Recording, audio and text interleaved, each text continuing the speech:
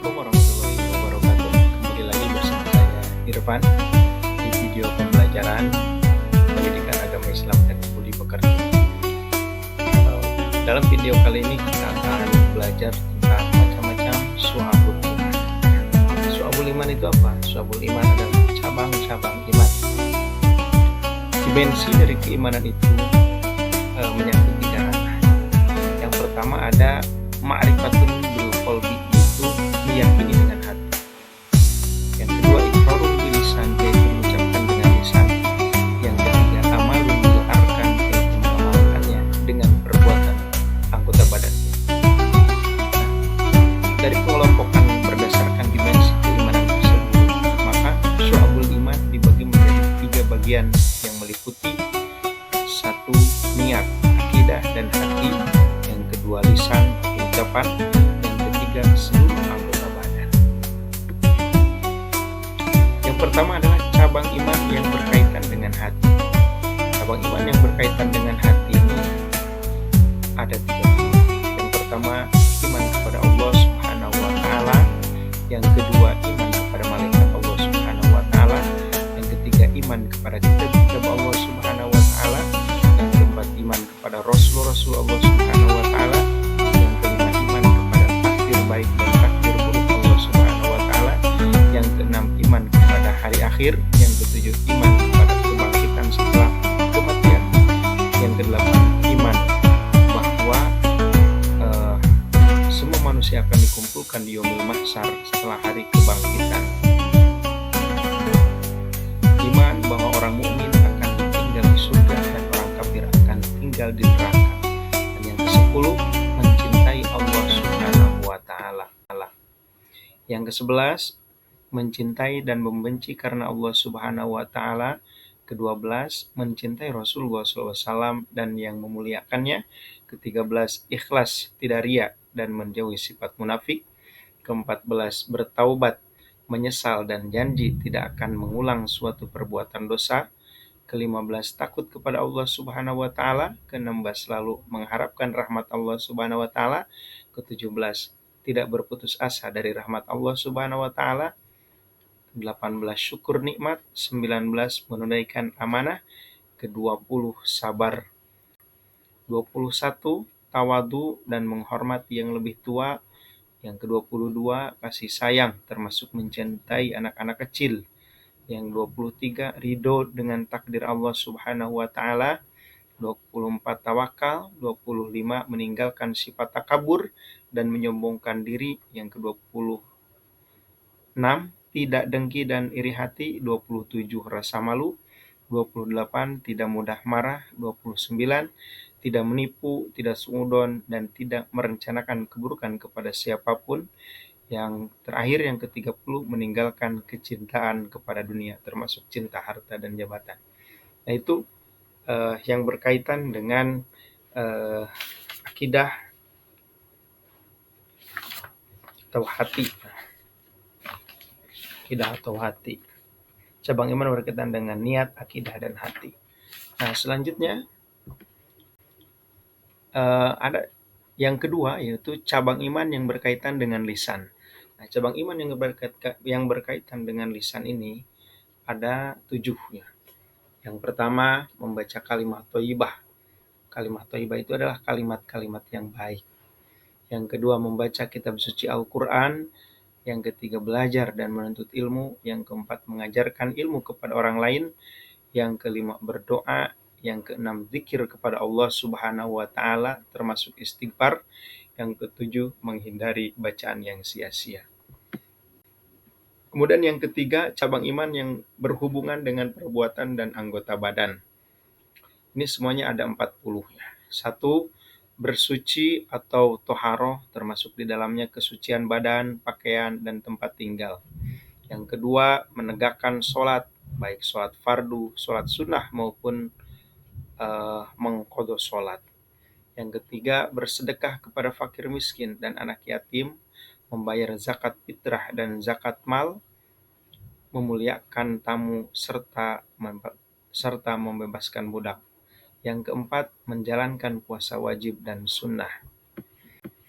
Yang kelima, melaksanakan haji bagi yang mampu. Yang keenam, beriktikaf di dalam masjid, termasuk diantaranya adalah mencari Lailatul Qadar.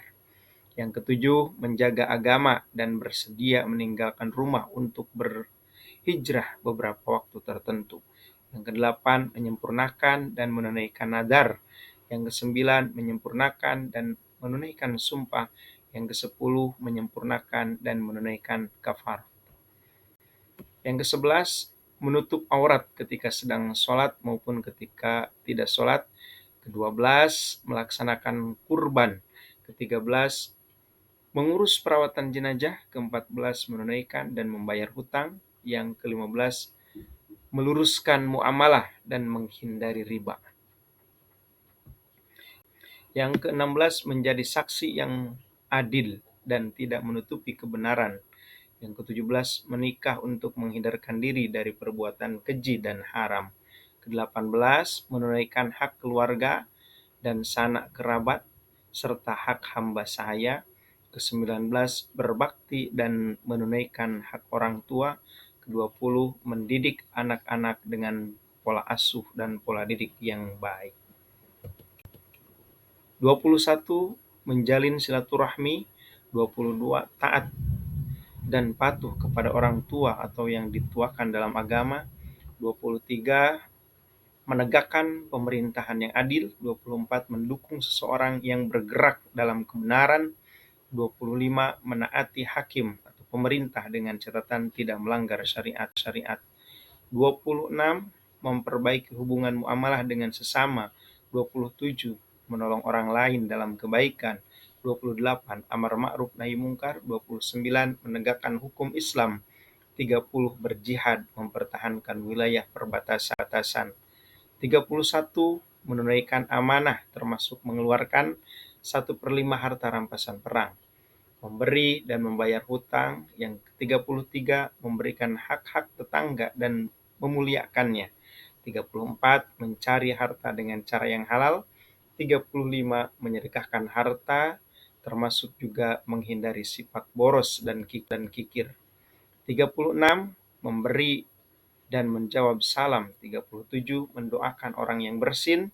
38, menghindari perbuatan yang merugikan dan menyusahkan orang lain. 39, menghindari permainan dan senda gurau. Dan yang terakhir, ke-40, menyingkirkan benda-benda yang mengganggu di jalan. Nah, itu cabang iman yang berhubungan dengan perbuatan dan anggota badan. Itu tadi jumlahnya ada 40 semuanya. Kemudian selanjutnya ada tanda-tanda orang yang beriman. Segala sesuatu itu ada tandanya, termasuk juga orang yang beriman. Bagaimana tanda orang yang beriman? Tanda-tanda orang yang beriman itu pertama, jika mendengar nama Allah Subhanahu wa Ta'ala disebut, maka bergetar hatinya. Dan jika mendengarkan ayat-ayat Allah Subhanahu wa Ta'ala, maka bergejolak hatinya untuk segera mengamalkan isi ataupun pesan-pesan dari ayat Allah Subhanahu wa Ta'ala itu. Yang kedua, senantiasa bertawakal setelah bekerja keras dan berdoa kepada Allah Subhanahu wa Ta'ala. Tanda-tanda orang yang beriman yang selanjutnya, yang ketiga, selalu tertib dalam menegakkan dan menjalankan sholatnya. Yang keempat, menafkahkan sebagian rizki dan hartanya di jalan Allah Subhanahu wa Ta'ala. Yang kelima, menghindari perkataan yang tidak berguna. Yang keenam, memelihara amanah dan menepati janji. Yang ketujuh, berjihad di jalan Allah Subhanahu wa Ta'ala dengan jiwa dan harta yang dimiliki. Nah, jadi selanjutnya ada problematika praktik keimanan di sekitar kita ya. Menurut Abu Bakar bin Lal, setidaknya ada 5 ujian keimanan yang dihadapi oleh orang-orang mukmin saat ini. Yaitu 1, mukmin yang saling mendengki. Kecenderungan sebagian masyarakat yang iri dan dengki apabila melihat orang lain mendapatkan kenikmatan merupakan sumber munculnya sikap hasud, yang kemudian melakukan berbagai cara agar kenikmatan yang diperoleh oleh orang lain tersebut menjadi hilang dan berpindah kepadanya. Sifat hasud ini juga timbul dari kesombongan yang dimiliki oleh seseorang, sehingga ia merasa khawatir apabila ada orang lain yang lebih hebat darinya. Kemudian problematika keimanan, praktik keimanan di sekitar kita. Yang kedua adalah kaum munafik yang membenci kaum mukmin.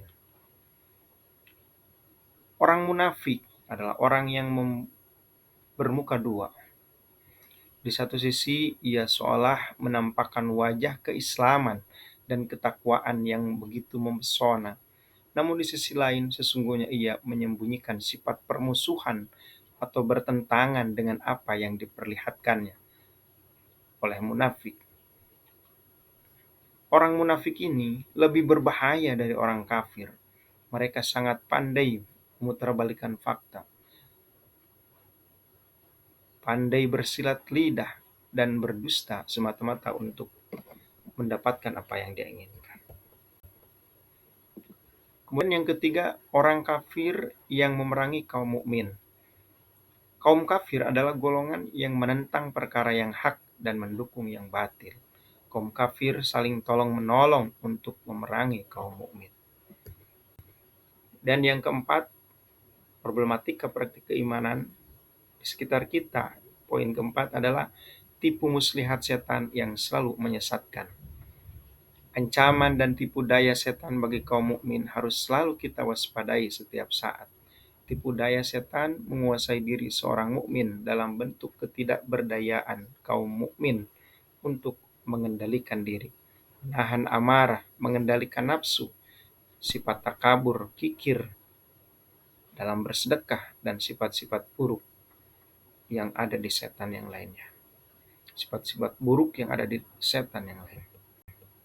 Kemudian yang kelima, godaan hawa nafsu dari dalam diri setiap mukmin. Nah, ini problematika praktik keimanan di sekitar kita ini. Yang poin terakhir yaitu 5, godaan hawa nafsu dari dalam diri setiap mukmin.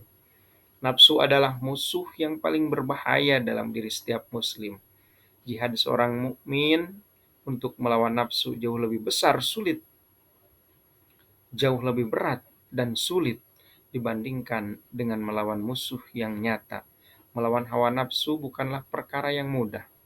Siapapun dengan strata pendidikan apapun, dengan strata sosial dan ekonomi apapun, usia berapapun, sangat mungkin dikuasai oleh hawa nafsu dan tidak berhasil memenangkan pertarungan bahkan dengan nafsunya sendiri. Itulah sebabnya musuh terberat seorang mukmin sesungguhnya adalah nafsunya sendiri. Kemudian hikmah dan manfaat syu'abul iman. Apa hikmah dan manfaat dari syu'abul iman? Berikut ini beberapa hikmah dan manfaat serta pengaruh iman pada kehidupan manusia. Yang pertama, iman menghilangkan sifat kepercayaan manusia terhadap makhluk. Yang kedua, iman menanamkan sikap tidak takut menghadapi kematian. Kemudian iman akan membuat seseorang mukmin memiliki jiwa yang tenang. Yang keempat, iman mewujudkan kehidupan yang lebih baik dan berkualitas. Yang kelima, iman menumbuhkan sikap ikhlas. Yang keenam, iman mendatangkan keberuntungan. Yang ketujuh, iman mencegah penyakit jasmani dan rohani. Itulah hikmah dan manfaat dari syu'abul iman. Nah, jadi bisa kita simpulkan bahwasannya syu'abul iman itu artinya adalah cabang-cabang iman. Yang mana cabang-cabang iman ini apabila kita rinci semuanya itu ada 77. Ada yang berkaitan dengan lisan, ada yang berkaitan dengan hati, ada yang berkaitan dengan perbuatan. Baik, terima kasih untuk video pada saat ini. Cukup sekian, semoga bermanfaat bagi kita semua. Akhirul kalam, billahi taufiq wal hidayah. Wassalamualaikum warahmatullahi wabarakatuh.